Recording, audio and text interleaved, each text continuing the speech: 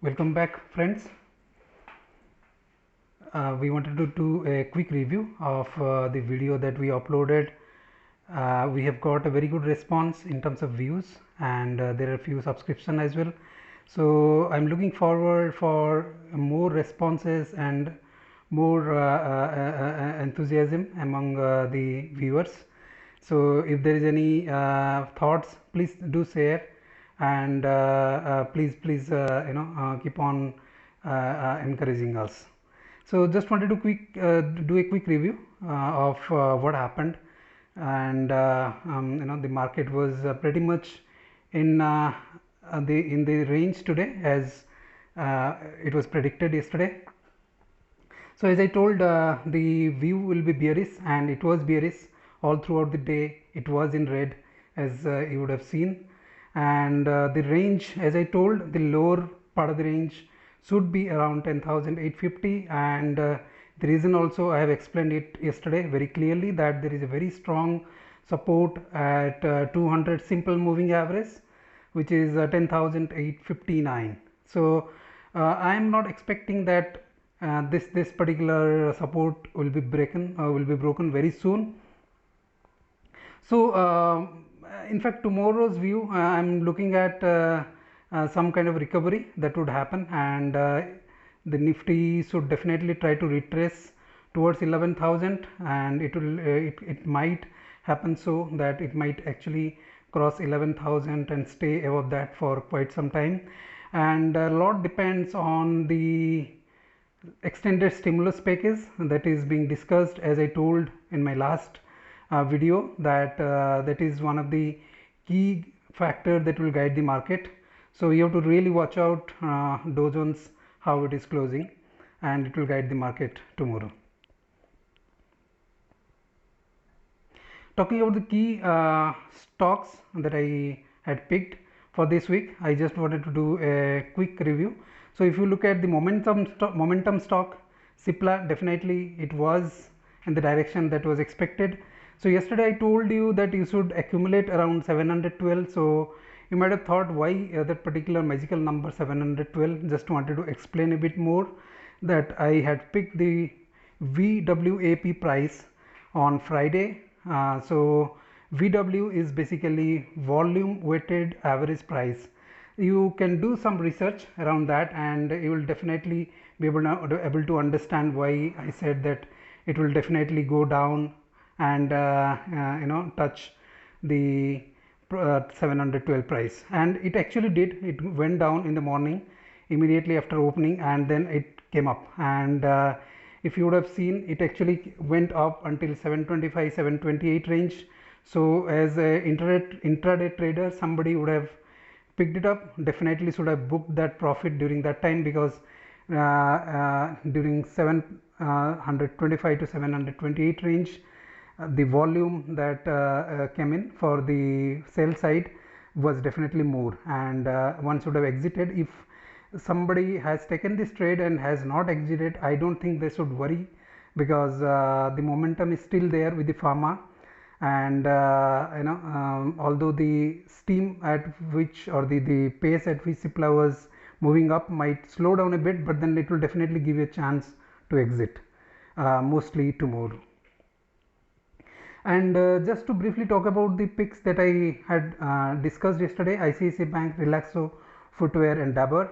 So you would have seen that although the market was in deep red today, these stocks did not correct, and there are a reason behind that. So as I told, ICICI Bank, the very reason is that it is oversold, and further correction will happen only if the market really goes down further, by another few hundred points. Especially Bank Nifty, if you look at it, it was in deep red today, but then ICICI Bank did not go down.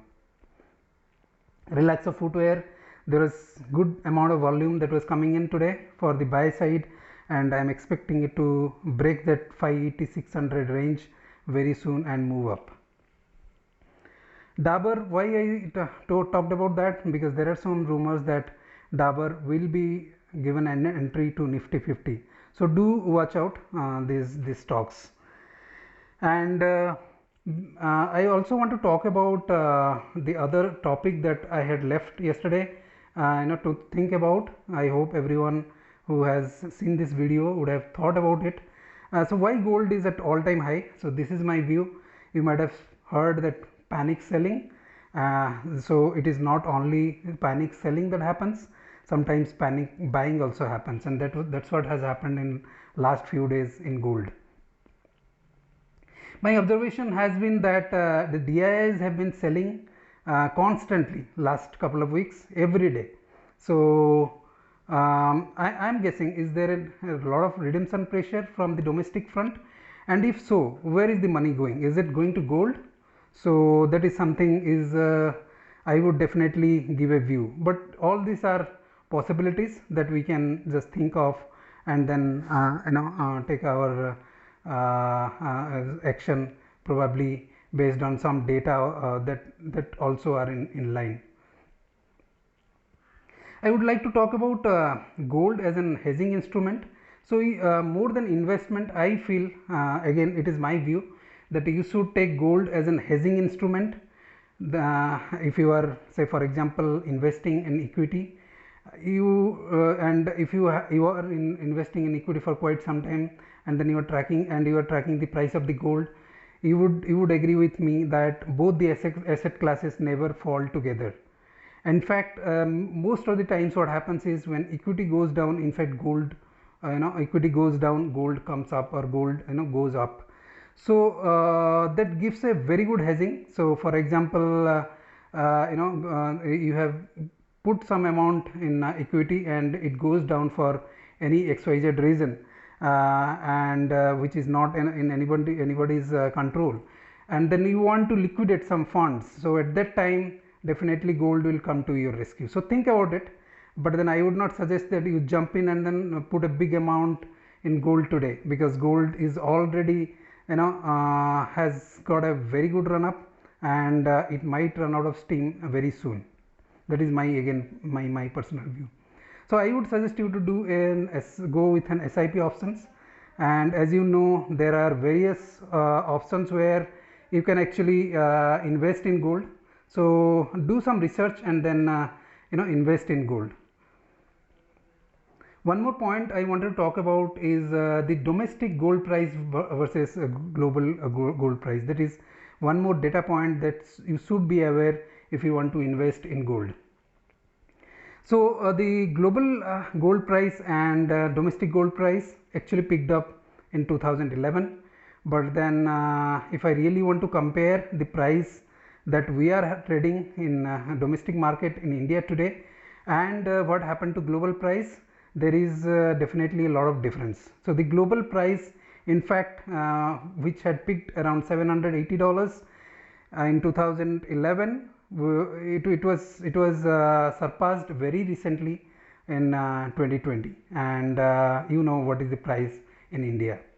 So that's all, friends. So as I have already given the disclaimer in the beginning of the video, all these opinions are based on my personal views, and you should always do research from your end and take advice from your financial advisor as required, and then only do some transaction. So it will solely your responsibility to understand the trade that you are taking, why you are taking, what should be the entry price and what should be the exit price. So before I finish this video, I just want you to watch out two stocks. One is Tata Motors and another is Ajanta Pharma. So think about it, why I told about these two stocks, Tata Motors and Ajanta Pharma. So you can keep it in watch list. I will definitely try to talk about it in my next video. Until then, thanks everyone. Please do take care of yourself. Thank you. Bye.